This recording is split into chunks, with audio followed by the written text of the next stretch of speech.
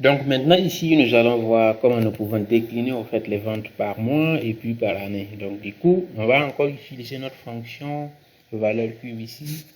Donc je tape ma fonction valeur cube dito connexion toujours au modèle de données. Même expression 1, donc je peux commencer soit par les années ou bien par les mois. L'ordre n'est pas important, donc je mets les guillemets pour aller dans mon modèle de données. Cette fois-ci, je vais sélectionner mon tableau date, je mets un point et je vais les années. Par exemple, je commence par les années, je mets un point, j'ouvre les crochets pour que ça soit dynamique encore. Je vais utiliser les guillemets et commercial, je sélectionne la cellule B26,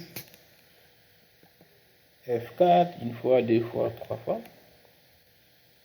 ferme les commercial, ferme les guillemets, ferme le crochet, ferme les guillemets pour l'expression manuelle 1, et on peut mettre point virgule pour passer à l'argument suivant. Donc ici, encore une fois de plus, je vais aller sélectionner le tableau date, et dans le tableau date, je vais sélectionner les mois ici. Et dans les mois, je vais sélectionner janvier pour que ça soit dynamique. On va encore utiliser nos crochets. On commence par ouvrir les guillemets et commercial. Là, on sélectionne la cellule C25 pour que ce soit encore dynamique. On va utiliser le référencement relatif. Et là, on va figer la cellule, non plutôt la ligne 25. Je ferme les commerciales, je ferme les guillemets, je ferme les crochets. Et je ferme les guillemets une fois de plus. Et là, en fait, je peux fermer ma formule et je valide.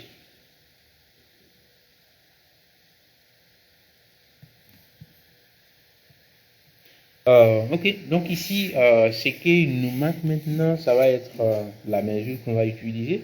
Donc ici, on a défini les deux membres, c'est l'année et puis le mois. Maintenant, nous devons mettre également la mesure que nous voulons utiliser. Donc ici, nous voulons retourner le total de ventes. Donc du coup, on va encore retourner dans notre modèle. Cette fois-ci, on va sélectionner les mesures. Et parmi les mesures, on va sélectionner par exemple les ventes. On peut sélectionner les ventes, mais pour que ça soit dynamique une fois de plus, après le point, on va mettre les crochets. Les deux crochets. Vous voulez les guillemets, les commerciales. Je sélectionne par exemple ici la cellule B25 et ici cette fois-ci ça va rester bloqué. Donc j'utilise F4 une fois, ferme au fait le commercial, ferme les guillemets, ferme le crochet, ferme les guillemets et voilà, parce qu'on a tout fait et on peut valider. Donc nous avons le total des ventes pour l'année 2019 concernant le mois de janvier. Et une fois que nous avons fait ça, nous avons la possibilité de copier vers le bas. Donc c'est dynamique. Copier vers la droite. Totalement dynamique. Et ce qui est utile ici, c'est que nous avons la possibilité de changer au fait la mesure et puis voir la modification directement au fait dans nos formules. Par exemple ici, au lieu de vente, si je souhaite voir les marges également qui ont été dégagées par mois, je peux mettre marge ici. Je valide, donc voir également les marges. Je vais juste réduire la taille. Et voilà. Et ici également, on avait la possibilité de mettre par exemple les pourcentages. Si je mets marge en pourcentage. Donc ici, au fait, il y a une autre technique qu'on peut utiliser pour pouvoir afficher au fait le format en fonction de la mesure qu'on a sélectionnée ici. Vous voyez ici, normalement les marges, c'est formaté en pourcentage. Vous voyez ici, nous avons les pourcentages, mais seulement lorsque nous revenons en fait sur les ventes, nous allons voir ces pourcentages. Donc nous allons voir comment nous pouvons résoudre ça dans la prochaine vidéo.